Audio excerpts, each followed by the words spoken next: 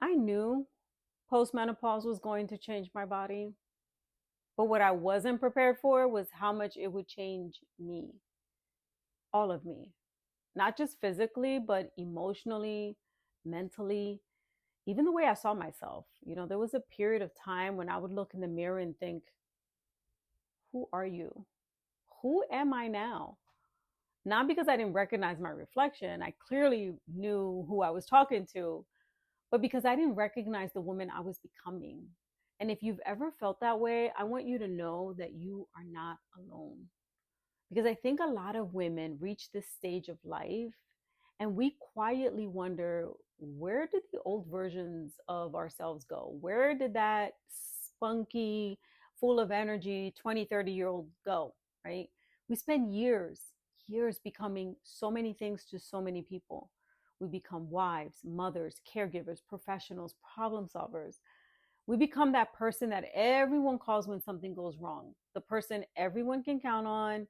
But somewhere along the way, we forget to check in with ourselves. We forget to ask, what about me? What about me? And one day, it doesn't show up as something dramatic, but it starts to show up very quietly, like a feeling you can't explain. It's almost like a heaviness, it's a disconnect. It's a sense that something inside you feels very unfamiliar. And I will say for a long time, I thought something was wrong with me. I thought I was supposed to feel the same way I had always felt. I was hardwired, call it programming, whatever it was. I thought I was supposed to want the same things. I thought I was supposed to care about the same things. I thought I was supposed to move through life the same way I always had. The reality is that's not how life works. And the truth is, every season and every phase changes us. Marriage, motherhood, loss of family, friends, success changes us, failure. And post menopause, that changes us dramatically. I spent a lot of time wondering where that old version of me had gone. Where was she?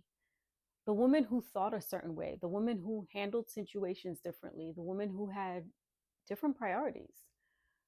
The woman who was constantly busy taking care of everyone else, running around like a nut. I kept comparing myself to older versions of me.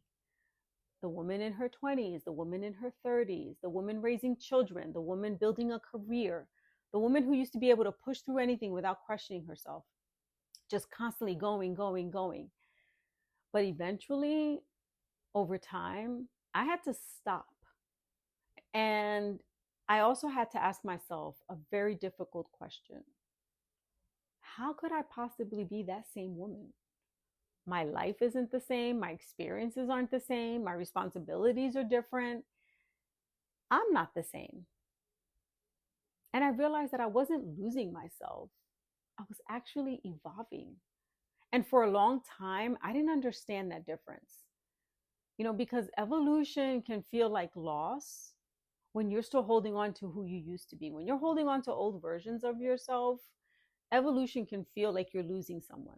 There were days when I thought I had somehow lost my spark, days when I felt disconnected even from myself.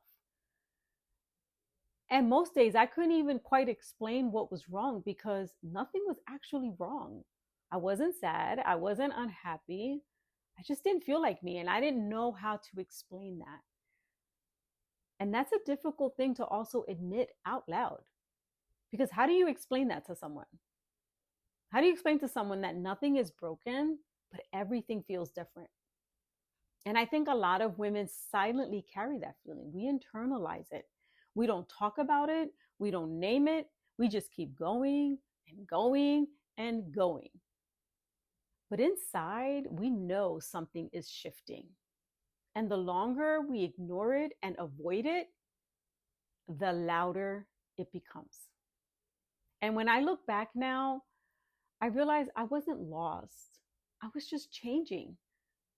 The woman I used to be wasn't gone because, listen, she helped shape the woman that I am today. Every lesson, every challenge, setback, heartbreak, every victory, every moment I thought I wouldn't make it through all of it shaped me, all of it built me.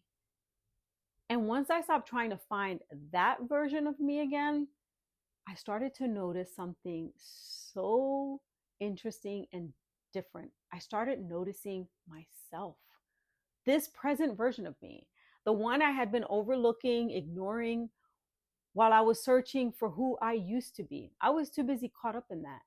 And that's when things began to shift for me because I wasn't just changing on the outside, something was changing inside of me too. And I didn't fully understand it at first, but I did start paying attention. And what I noticed surprised me. Most conversations about postmenopause, they focus on the physical changes, right? The hot flashes, the sleep issues, weight changes, the energy shifts. And those things are all very real and they're very important. But what nobody really prepares you for is what happens inside of you. How your mind starts to slow down just enough for you to hear yourself again. Things get really quiet. How your priorities begin to shift without asking for permission. The noise of everyone else, it starts to fade just a little, maybe sometimes a lot. And you can finally hear your own thoughts again. And for me, that was the beginning of something I did not expect. I started asking questions I had spent years ignoring and avoiding. Questions like, what do I actually want? What brings me peace? What drains me? What feels aligned with who I am now, with this version of me? And at first, those questions didn't have clear answers. I still don't have a lot of answers because I had spent so long focusing on everyone else that I had stopped checking in with myself. I didn't know this version of me. And I didn't even realize how long it had been. It wasn't until I finally slowed down enough to actually notice. And that realization, let me tell you, it changed everything because it wasn't just about postmenopause. It was about reconnection with myself. And once I started paying attention, I realized something else. I had been living on autopilot in ways that I did not even recognize. It's just the way I was programmed. I wasn't just busy, I was disconnected from myself, from my needs, from my voice, from what I actually wanted.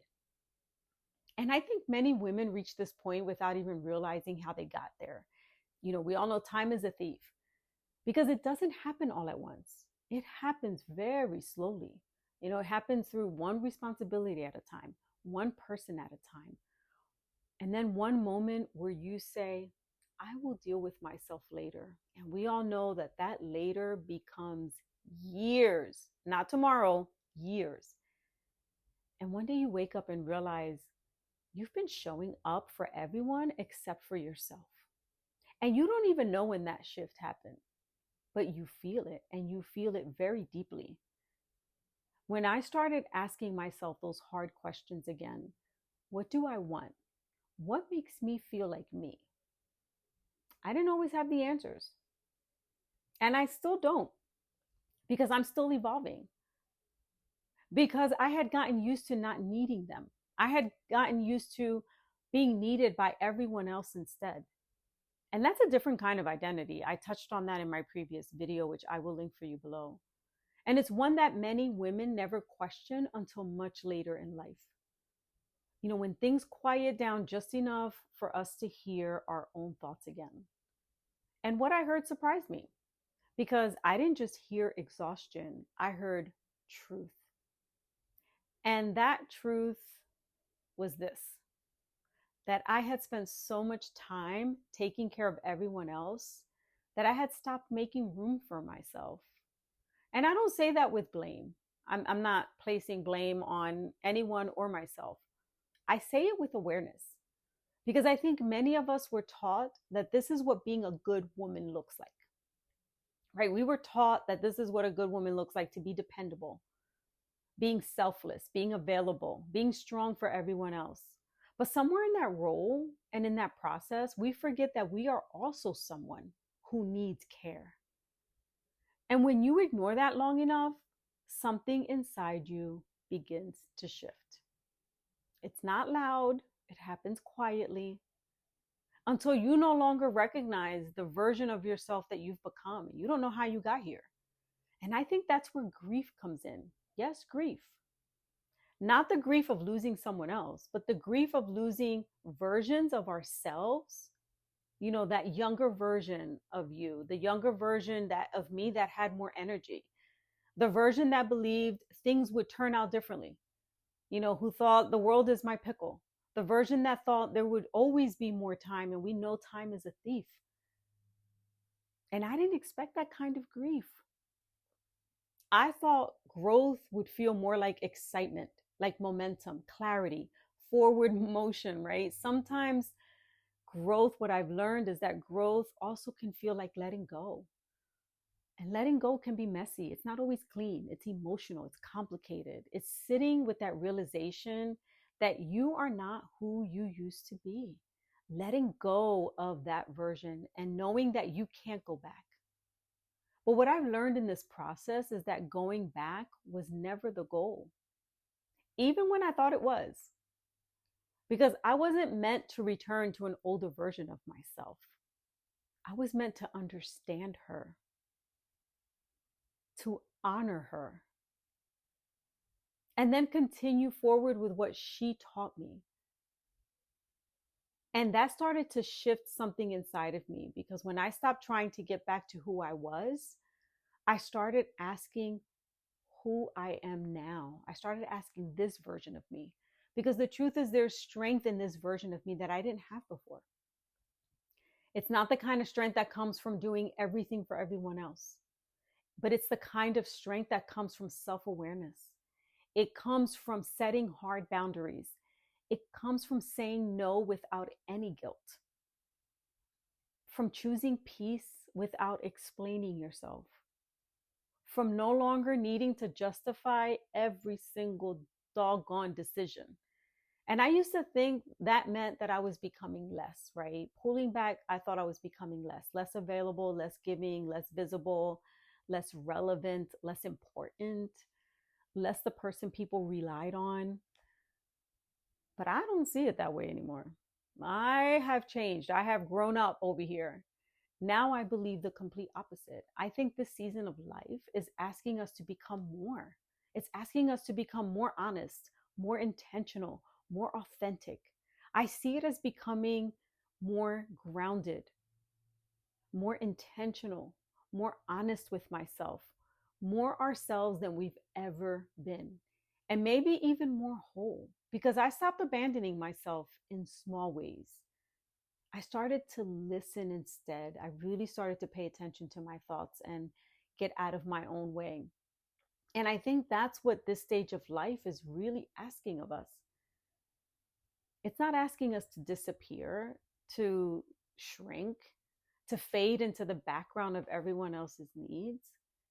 This phase, this season of our lives, it's asking us to come back to ourselves fully, honestly, and without any apology. And maybe that's why this feels so emotional for me, because it's not just about aging, it's about awakening.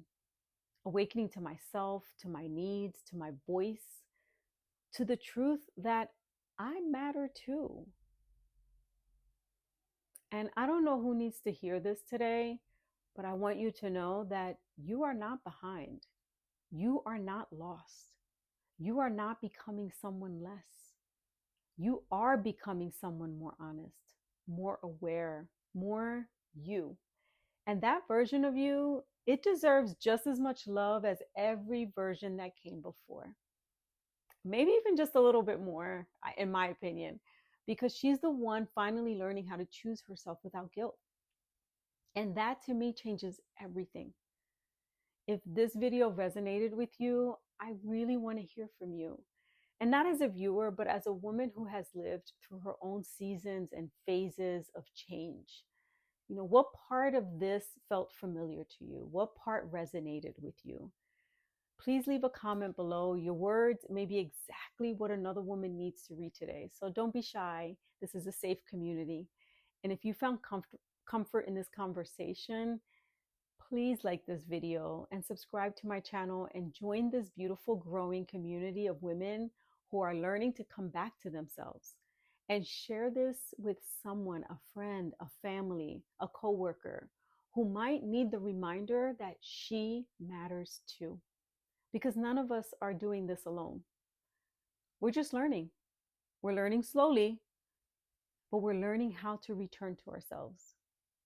And maybe that's the most powerful part of the season of life. Not who we used to be, not who we thought we would become, but who we are choosing to be now. And remember, please remember, we are all in this together. Thank you for being here. Thank you for watching. And until the next one, adios.